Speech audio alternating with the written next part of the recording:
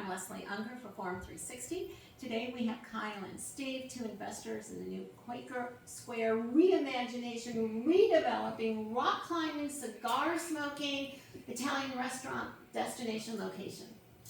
Kyle, tell us what is something that surprised you once you got in the place, and perhaps before you actually invested, what is one thing that surprised you about the Quaker Square we know? Yeah, I was actually really surprised on how much they kept of the old buildings. You know, I knew the silos were original and there's some of the brick buildings, but there's a lot of foundations they reused when they did the first development back in the 70s.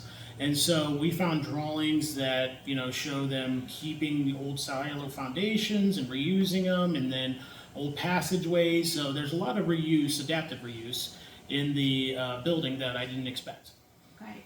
Steve, what do you remember? Do you remember from the 70s, the 80s, the 90s when Quaker was still open? What do you remember when you think about Quaker? I do remember the ice cream shop and the Yeah. oatmeal cookies everybody would say, and I remember that as well. And even the candy, ice cream and candy, and that first floor. And there were so many unique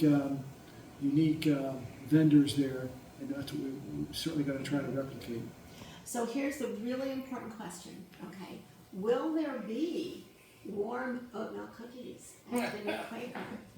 That is probably the number one comment we get Is in it? question is Yeah. about the oatmeal cookies. I do remember going there when I was younger and going for Christmas. I don't remember the cookies at all.